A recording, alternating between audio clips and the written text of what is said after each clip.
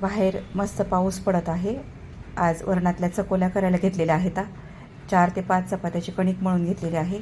100 gram तुरीची डाळ शिजवून घेतलेली आहे. कुकर ठेवला आहे आता गरम करायला. याच्यात 3 ते 4 पळ्या तेल घालून घेते.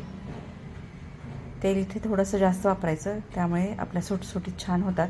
तेल तापलं की 1 चमचा मोहरी, 1 चमचा जिरं आणि 1 ते 2 चमचे लसण, अद्रक आणि खोबरं याची पेस्ट घालून घ्यायची आहे. थोडीशी कोथिंबीर घातलेली आहे. 1 चमचा हळद, 1 चमचा धणे जिरे पावडर घातलेली आहे. या चकोल्यामध्ये आपण तिखट अजिबात घालत नाहीत. वरणाची फोडणी करून घ्यायची आहे. एक कुकरचा 1.5 डब्बा, मी 5 लिटरच्या कुकरचा 1.5 डब्बा पाणी घातलेलं आहे.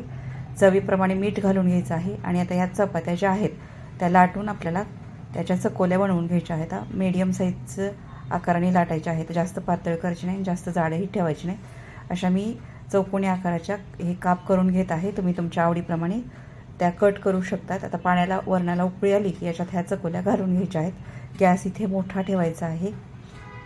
हे पहा, या पद्धतीने याच प्रकारे आता या सगळ्या चकोल्या मी करून घेते.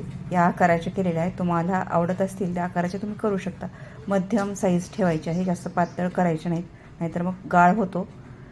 आपल्या आता सगळ्या चकोल्या घालून झालेल्या आहेत. कुकरमध्ये झाकण घालून घ्यायचं आहे आणि याच्या 4 ते 5 शिट्ट्या करून घ्यायच्या आहेत.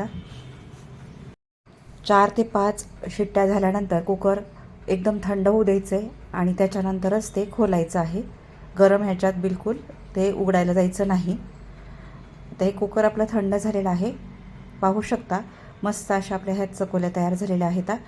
ह्या तुम्ही अगदी लहान मुलं असतील तुमच्या घरात, लहान बाळ, त्यांना खायला दिले किंवा वयस्कर घरातली माणसं असतील त्यांना खायला दिले तरी खूप आवडीने खातात सगळेजण.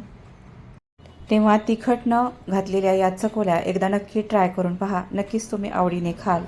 माझी ही रेसिपी जर तुम्हाला आवडली असेल तर माझ्या चॅनलला नक्की सबस्क्राईब करा, व्हिडिओला लाईक आणि शेअरही करा.